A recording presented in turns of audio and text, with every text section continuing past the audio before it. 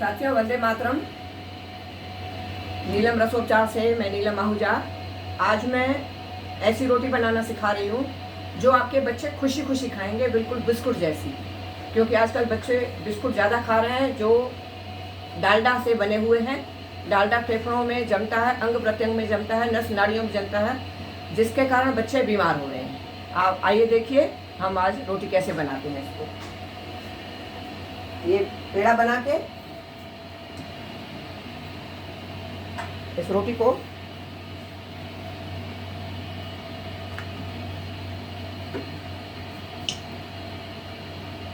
काली मिर्ची डालनी है, सेंधा नमक डालना है, हुआ है मजा नहीं आएगा इससे।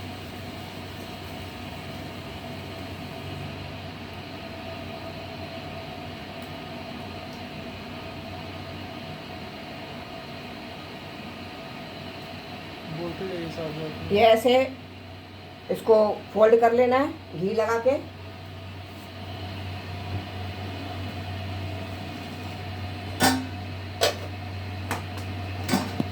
दोबारा बेलना है, दोबारा बेल कर पूरा ही बेलना है इसको।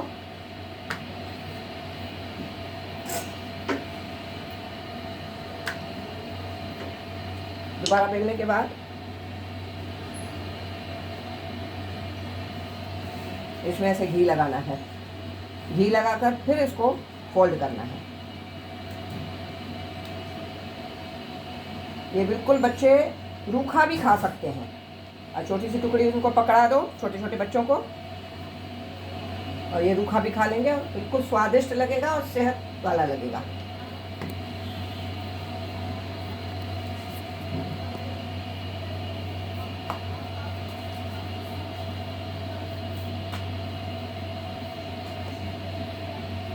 देखो अलग ही लग रहा है कि बिल्कुल भुरभुरी बनेगी।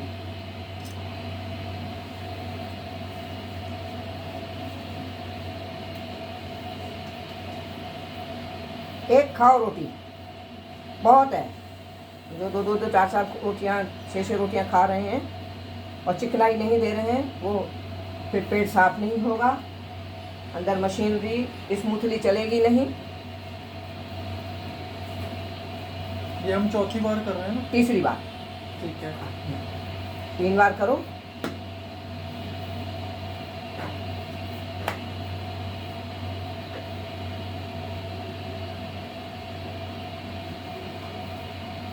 ये 3 बार हो गया। अब इसको स्लो पे गैस रखा हुआ है, तवा स्लो गैस पे, और इसको डाल दिया। अब ये स्लो पे बनता रहेगा, इसलिए हमने 2 तवे चढ़ाए हैं कि एक तवे पे बहुत टाइम लग जाएगा बनाने में, तो 2 तवे रखे हैं। अब ये वैसे तो गेहूं की रोटी खानी नहीं है, ये ध्यान रखना। और खानी ही है तो अगर जो हम तवे पे लगा के तेल या घी बनाते हैं वो पाचन नहीं होगा। हम ऐसे बीच में लगाएंगे तो इजीली पाचन हो जाएगा। तवे वाला बिल्कुल भी नहीं खाना है पराठा। तो आप ऐसे बनाओगे तो पाचन हो जाएगा आसानी से, और स्निग्धता होगी। तो ये जो इसमें बहुत ज़्यादा ग्लूकोन होता है गेहूं में, तो वो आपका कम से कम अंदर रुकेगा नहीं, वरना रुकेगा अंग प्रत्यंग में, नस नाड़ियों में, आपको नुकसान करेगा। ये अलग से बनाओगे ना? बता दो। ये है ना, हमें डॉक्टर युवाना वर्डविग ने रस्सी नहीं, एक मैं इसको अलग से निकाल। ये दूध में हमने देसी गाय के दूध में नींबू डाल दिया निचोड़ के। तो इसको हम फाड़ के इसका अलसी पनीर का शेक बनाएंगे। तो डॉक्टर युवाना वर्डविग है जिसने हर तरह का कैंसर अलसी पनीर के शेक से ठीक किया है।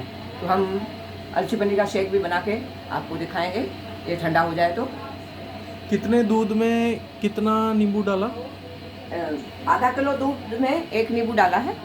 ठीक है, इससे हो जाएगा काम। तो इसको आप रोटी को सेक रहे हैं ना? हाँ, अभी रोटी सेक रही है बहुत स्लो पे। स्लो पे ही रखना है। हाँ, इसको बिल्कुल फ्लेम बिल्कुल स्लो रखना है इसका।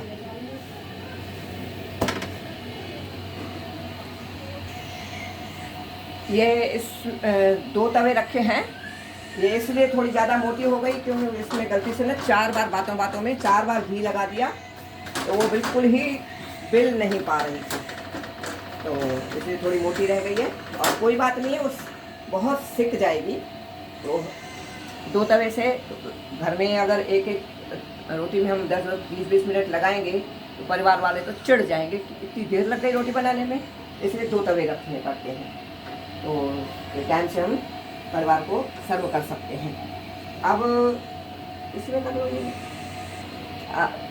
अभी ये ना, एक हम लोग ना सर्दियों में गुड़ की रोटी खाते हैं, तो गुड़ की रोटी खाने से सर्दियों में बहुत एनर्जी महसूस होती है।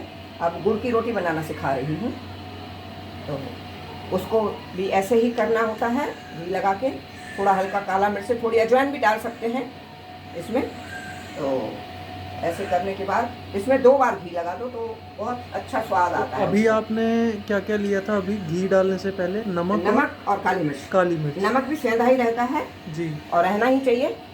तो नमक और काली मिर्च से हम करेंगे तो थोड़ा स्वाद अच्छा आता है। अजवाइन भी डाल सकते हैं। तो इसकी रोटी बहुत पतली रखनी होती है, इसकी मोटी नहीं रखनी होती है। इसमें घी उतना ज़्यादा नहीं डलता क्योंकि फिर ये पलटने में दिक्कत देता है। ये अजवाइन और काला मिर्च और काली नमक और सेंधा नमक डाला था, तो अब इसको हमने फोल्ड कर लिया और ऐसे गुड़ काट के रखा है। अब इसको गुड़ स्टफ करेंगे इसमें।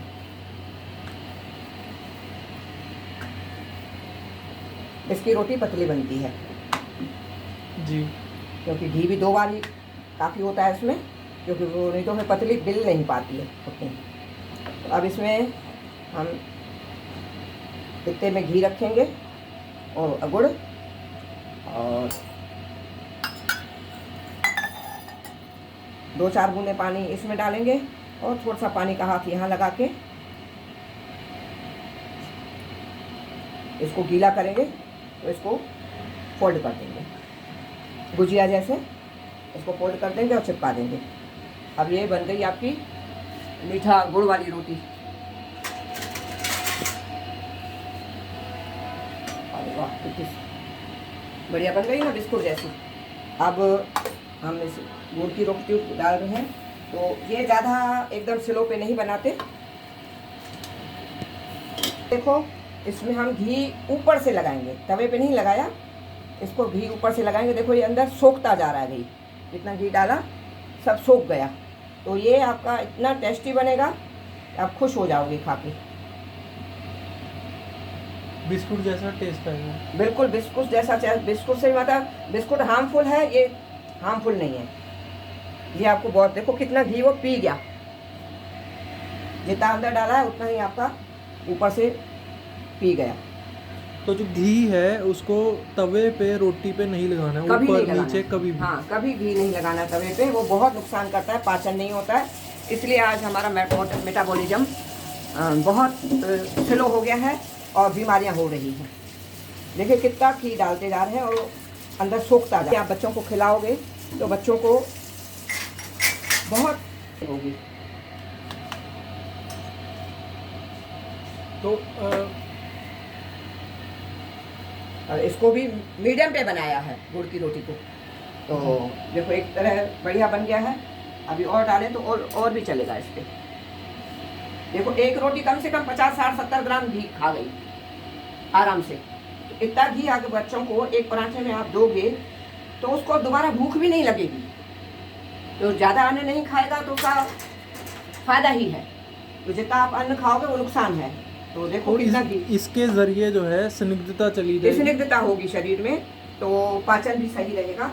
तो आप इस बात का, और इतना घी जाएगा तो भूख भी जल्दी नहीं लगेगी, है ना? हाँ भूख नहीं लगेगी। कहते हो ना, एक ही रोटी में तुम्हारा काम हो जाएगा, भूख नहीं लगेगी। मैं तिल डालते हैं, वो मैं गुड़ डालते टाइम भूल गई। जब गुड़ डालते हैं ना तब उस टाइम तिल और अजवाइन उस टाइम भी डाल सकते हैं, सफ़ेद तिल, तो बहुत टेस्टी लगते हैं। मैं भूल गई बातों में, तो तिल भी डालो, बहुत अच्छा लगेगा आपको। और ये सर्दियों की इतनी अच्छी खुराक है। वैसे तो मौसम अभी भी है खाने का, क्योंकि मौसम ठंडा हो गया है, तो आप अभी भी खा सकते हैं। तो माता जी जैसे ये जो नारियल होता है उसके तेल का ये जैसे ये रोटी है, हाँ, ये रोटी नारियल के तेल से बनाना संभव है? संभव है बिल्कुल। अगर देसी गाय का घी मिल नहीं रहा है तो संभव है, तो उसे चलेगा। अब ये है कि स्वाद समझ में आए लोगों को कि हाँ ये स्वाद कैसा रहेगा। अगर किसी को अच्छी लगती है तो वो खा चलेगा, सकता है। चलेगा, चलेगा। नारियल का तेल जो है वो कोल्हू या उसका होना हाँ, चाहिए। होना कोल्हू का चाहिए, प्योर होना चाहिए, इस बात का मैं ध्यान रखना है। तो अब ये देखो, इसको उतारा, ये बन चुकी है, और इसको बीच में से हम लोग फाड़ते हैं ऐसे। जैसे बीच में से फाड़ के यहाँ पर इतना घी रखते हैं। अब घी रखने के बाद ये जो इसके साइड है ना, देखो इसमें गुड़ नहीं दिखेगा, तो क्या करते हैं, इसके साइडों को तोड़ के हैं, दोनों तरफ के साइडों को तोड़ के अब गुड़ और घी में ऐसे करके चूर के ऐसे खाओ, बहुत टेस्टी लगता है। माता जी इतनी स्निग्धता जो है वो क्यों ज़रूरी है? स्निग्धता नहीं होगी तो मशीनरी चलेगी कैसी? आप अपने ना बाइक चलाते हो या कार चलती बन गई है, तो अब इसको उतारते हैं। ये थोड़ा टूट गई है 4 बार घी डल जाने के कारण, तो हम इसको उतारते हैं। अब इसमें चीनी दे बेटा, तो खांड हैं। अब इसमें हम घी डालते हैं, ये थोड़ा आधा बोल तो दो। आधा चम्मच डालो, और इतनी हमने इसमें खांड डाल दी हैं, और घी डाल दिया करीब 50-60 ग्राम कम से कम, और अंदर से भी 50 ग्राम करीब गया था, 40-50 ग्राम, 1.5 चम्मच खांड डाली है ना। और 1.5 चम्मच खांड डाल दी। तो अब ये चूरी, अभी भी घी इसमें कम लग रहा है। जी। अब ये खाओ, मैं सर्दियों में गुड़ की खाओ चाहे खांड की खाओ, मैं कहूँ शरीर में इतनी ताकत आ जाएगी, आपको सारा साल सर्दियों का घी आपका शरीर बोलेगा। तो आप ऐसे करो। ये नमक वाली हो गई, ये हाँ, गुड़ वाली, ये गुड़ वाली, ये और खांड वाली। ये खांड वाली। हाँ, ये चूरी हो गई, ये गुड़ की रोटी हो गई, और ये नमकीन पराठा हो गया। तो वंदे मातरम। आप ये सब खाओ और शरीर की भाषा को समझो कि हाँ हमें चिकनाई कितनी ज़रूरी है। नमस्कार।